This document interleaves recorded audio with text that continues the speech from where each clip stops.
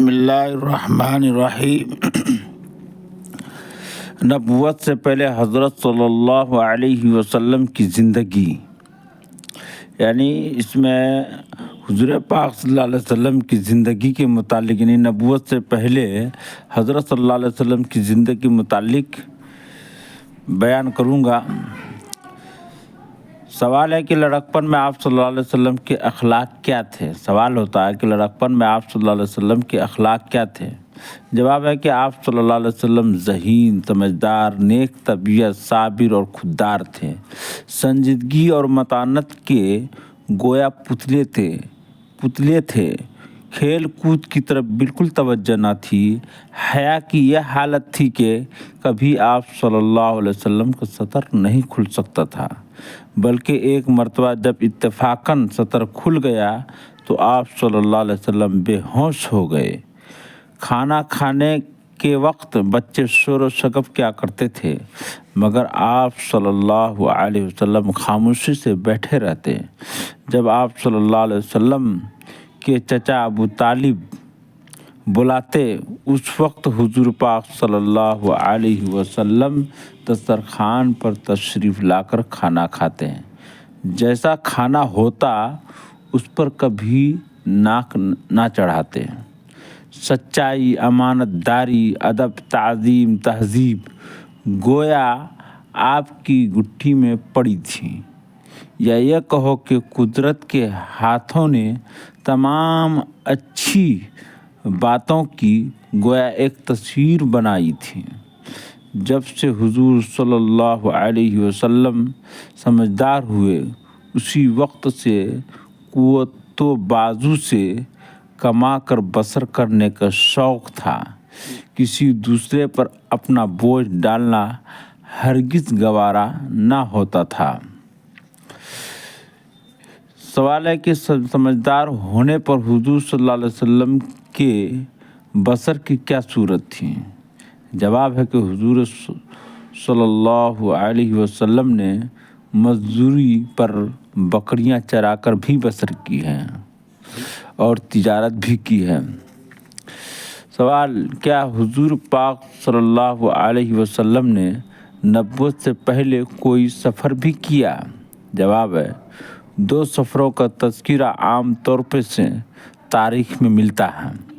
جواب ہے کہ آپ صلی اللہ علیہ وسلم کہاں تشریف لے گئے تھے اور کیوں؟ جواب ہے کہ دونوں سفر شام کے ہوئے اور تجارت کے سلسلہ میں ہوئے۔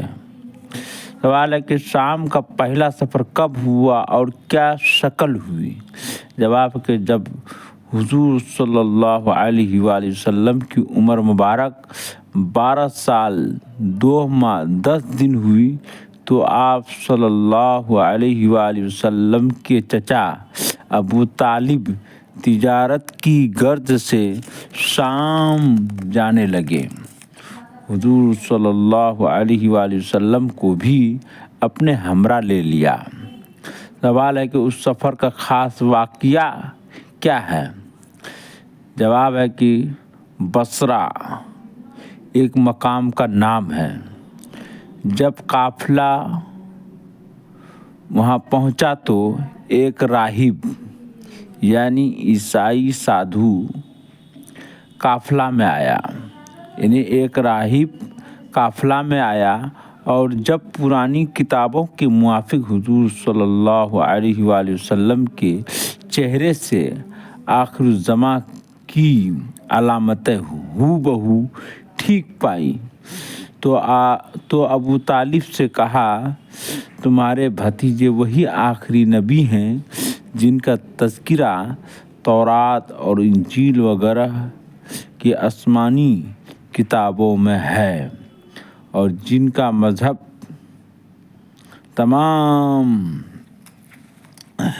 تمام دینوں کو منسوخ کر دے گا۔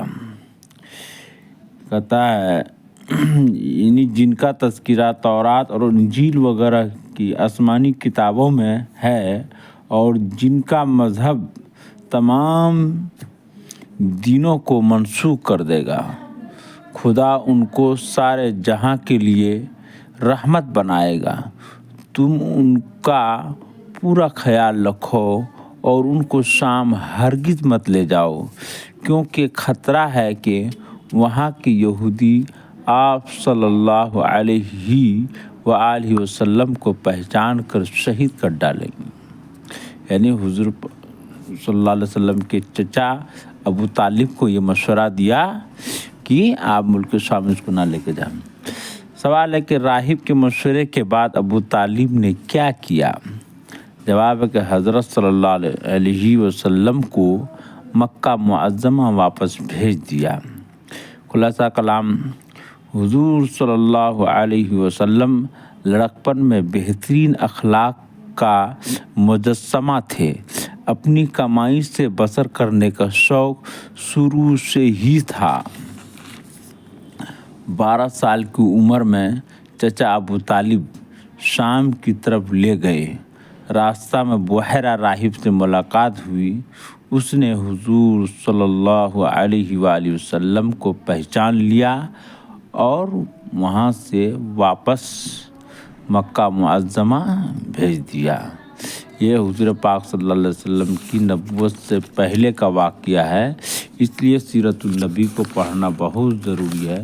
हुजूर पाक सल्लल्लाहु अलैहि वसल्लम और तारीख़ इस्लाम पर पकड़ रखना बहुत ज़रूरी है, क्योंकि जब इस्लाम का सही फॉलोवर वही हो सकता है